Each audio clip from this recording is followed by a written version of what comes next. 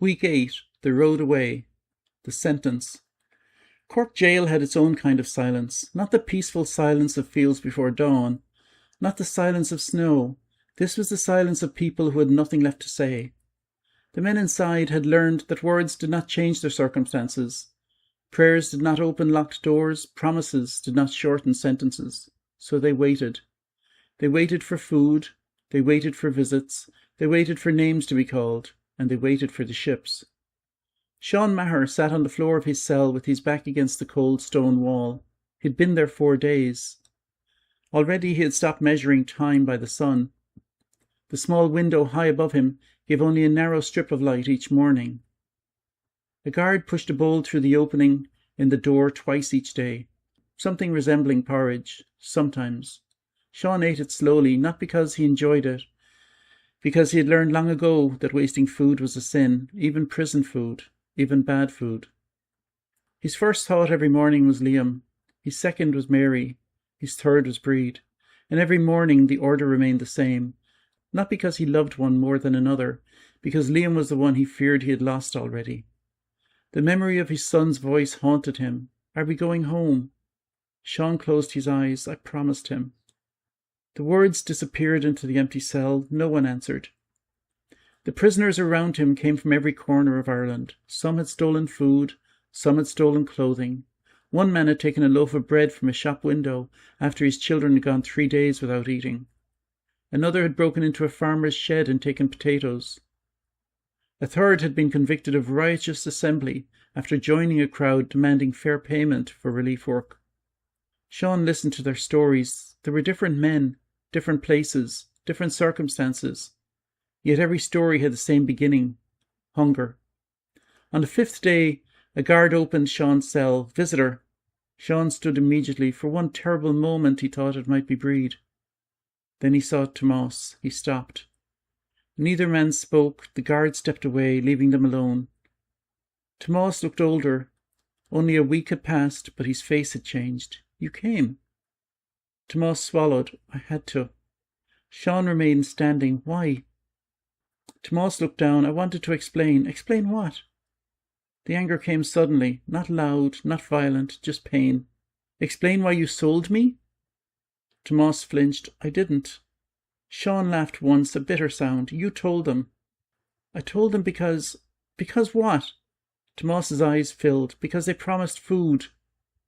Silence. Sean stared. For who? My family.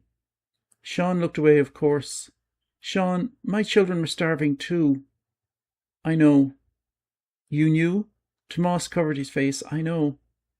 For a moment Sean wanted to hate him. It would have been easier.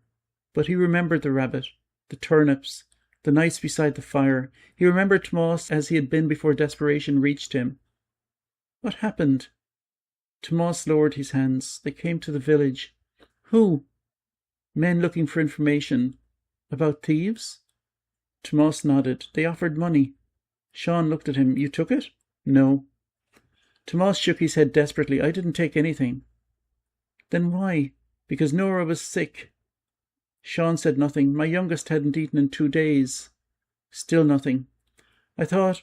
Tomas stopped. What? If I'd told them, they would only stop you. Sean stared. You thought they'd let me go? I thought they would scare you. Tomas's voice broke.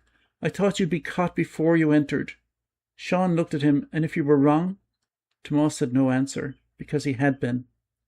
I saw the guards waiting. Sean's voice was quiet. They knew exactly where I would be. Tomas nodded. I know. You knew before I did.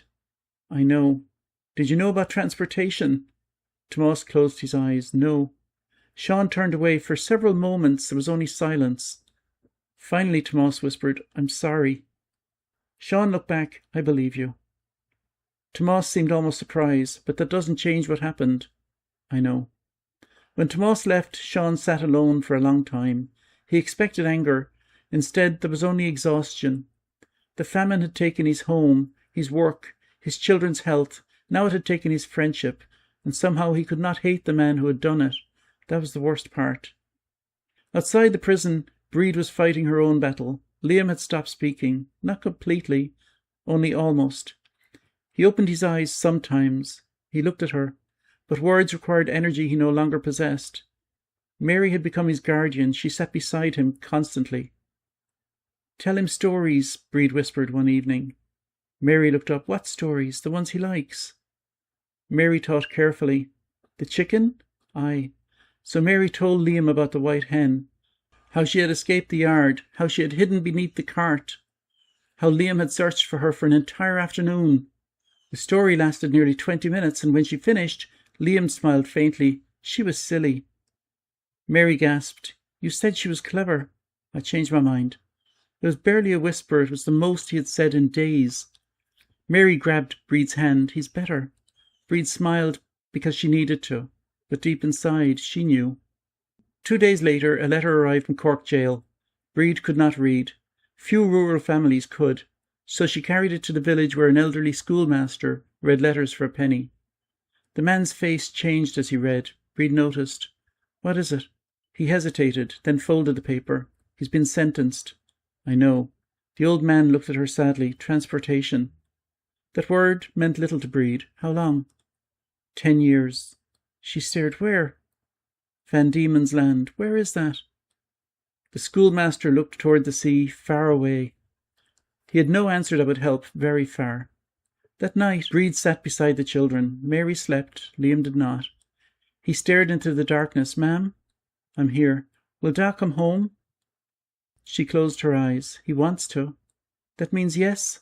The question broke her, because children hear hope differently than adults. Adults know hope can fail. Children think hope is a promise. "He loves you," she whispered. "That means yes." Breed held him. Yes.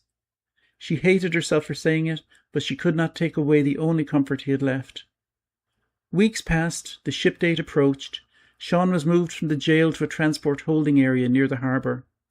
For the first time since his arrest, he saw the sea. The same sea he looked across while watching grain leave Ireland. Now it waited to carry him away. On the morning before departure, Sean was allowed one final letter. His hands shook as he wrote. He had never been good with words. Breed always teased him that he could repair a stone wall better than he could write a sentence. Still he tried. He wrote about Mary, about Liam, about the farm, about the promise of coming home, and then he stopped, because he knew he might never return. Instead, he wrote the only thing that mattered, that he loved them. The guards came at dawn. Chains were placed around his wrists, not heavy, not cruel, just enough. Enough to remind him that he was no longer a man with a home. He was a prisoner. As he walked towards the harbour, he passed the warehouses again, the same walls, the same doors, the same place where desperation had finally defeated him. He looked away, because the hardest thing was not being punished. The hardest thing was knowing that if he had been given the same choice again, with Liam dying, he might have done exactly the same thing. That evening, Breed sat outside the Scalpine, the children beside her. The wind moved beneath the trees, and the road stretched away into darkness. Somewhere beyond that road, Sean was waiting for the ship. Somewhere beyond the sea, a place called Van Diemen's Land waited. And somewhere inside Breed, something had begun to break. Not all at once, not dramatically, just a small crack, the kind that forms in stone before the whole wall collapses. Week 9. The Last View of Ireland. The Prison Ship. May 1847. Sean Maher had imagined leaving Ireland many times. As a boy, he imagined leaving because he wanted adventure. As a young man, he imagined leaving because he wanted opportunity. Many men from Cork spoke of America. Some spoke of Canada. Some spoke of Australia. They spoke of distant places where a man might own land, build a house, and finally work for himself. Leaving had once been a dream. Now it was a punishment. The holding yard near Cork Harbour was surrounded by high stone walls. Men came and went through the gates. Mostly men. A few were barely more than boys.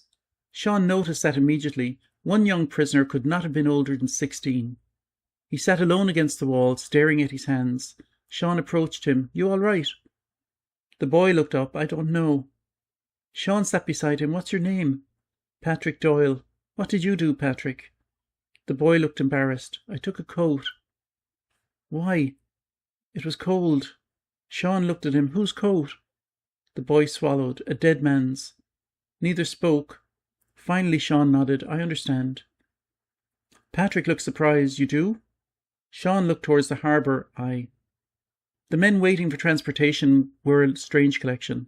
Some were criminals by any reasonable measure. Some had committed violence. Some had stolen repeatedly. But many were simply desperate. Men who had taken food.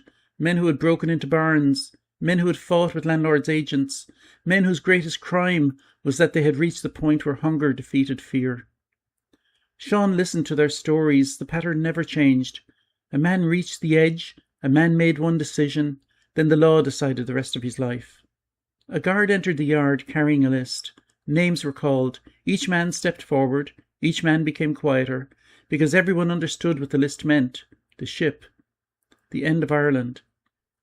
Sean Maher. He stood. For a moment his legs refused to move, and then he stepped forward. The prison ship waited at the harbour. A dark shape against the water. Sean knew nothing about ships. He had spent his life working fields. But even he understood the size of it. Too large. Too final. Men were marched aboard in groups. The chains around their wrists were removed only after they entered the lower deck. The air smelt of damp wood and salt. Below deck, rows of wooden bunks waited. No privacy. No comfort. No escape. Sean was assigned a space near the middle. He sat down slowly, and the ship moved beneath him. For the first time in his life, he felt the land disappear beneath his feet. That night he could not sleep. Around him men whispered. Some prayed, some cursed, some simply stared into the darkness. One older man named Michael O'Shea sat nearby. You from Cork? Aye. Where? Near Ardra. Michael nodded. Good country. Sean looked down. It was. Michael studied him. Family? Sean swallowed. Wife. Children? 2. Michael looked away. That's the hardest part. What? Leaving people behind. Sean said nothing because there was nothing to add. The next morning a priest was allowed aboard. He moved slowly among the prisoners, offering comfort, hearing confessions, giving blessings. When he reached Sean, he stopped. Do you wish to speak? Sean almost said no, and then he remembered Liam. Father, the priest sat. Sean stared at the floor. I stole food. The priest nodded. Yes, I knew it was wrong. Yes, but my son was dying. The priest remained silent. Sean looked up. Does God forgive a man for doing wrong when he has no other choice? The priest looked toward the crowded deck, at the prisoners, at the guards, at the sea beyond. I think God understands the difference between a cruel heart and a desperate one. Sean lowered his head. Will that matter? The priest placed a hand on his shoulder. I don't know. It was perhaps the most honest answer anyone had given him. Back in the countryside near Ardra, Breed received the letter. It came 3 days after Sean's departure. A neighbour brought it. She recognised the expression on the man's face before he spoke. He's gone. She stood silently. To the ship? Breed took the letter. Her hands shook. Can you read it? The neighbour nodded. He read Sean's word aloud, slowly, carefully. The letter was not long. Sean wrote of love, of regret, of promises. He asked her to tell Mary that her father loved her. He asked her to tell Liam that he would come home. When the reading ended, Breed folded the paper. Thank you. The neighbour hesitated. Breed. I'm all right. She wasn't. But she had learned something during the famine. People did not always say what was true. They said what allowed them to continue. Liam was worse. The fever had left him weak beyond recognition. His face had become narrow. His eyes seemed too large. Breed held him constantly, and Mary sat beside them. She no longer asked when Sean was coming home. She had learned something children should never learn, that sometimes people leave and the world keeps moving. One evening Mary asked a question. Ma'am? Yes? Did Dad do something bad? Breed froze. Why? People talk. Who? People. Breed looked at her daughter, 6 years old. A child who had learned about shame before she had learned about life. Your father made a choice. Was it wrong? Breed looked towards the road that had taken everything from them. Yes. Mary was quiet. Then why did he do it? Breed closed her eyes, because there was no simple answer. Because he loved you. Mary considered this. Can someone do wrong because they love someone? Breed looked at her, and for once she had no answer. The prison ship remained anchored for several days. Bad weather delayed departure. For Sean, the delay was torture. Every morning he awoke thinking, today, and every evening he thought, still here. It gave him time to remember the eviction, the road, the oak tree, the little horse, the smell of bread, Mary's question, why are they taking our food away? On the final evening before sailing, Sean was brought briefly onto the deck. The guards allowed the prisoners fresh air. He looked towards the shore, Ireland, his Ireland. The hills of Cork were visible in the distance, so close, close enough that he could imagine walking there, close enough that he could pretend this was not real. He searched the shoreline. He knew Breed and the children were nowhere near. Still he looked, a foolish thing, a father's thing. The bell rang before sunrise. The ship was leaving. Men were ordered below. The ropes were pulled. The harbour slowly opened behind them. Sean stood at the railing until a guard forced him away. The land grew smaller. The hills faded. The coast became a thin line. Then nothing. That afternoon, Sean took Mary's wooden horse from his pocket. He had carried it through prison, through the holding yard, onto the ship. Everything else could be taken. This could not. He held it tightly. Stay strong, he whispered.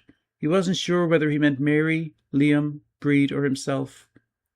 Far away on the shore, Breed sat beside Liam beneath the old oak. She watched the horizon. She couldn't see the ship. She couldn't see Sean. But she knew he was gone. And for the first time since their eviction, there was no road left to follow.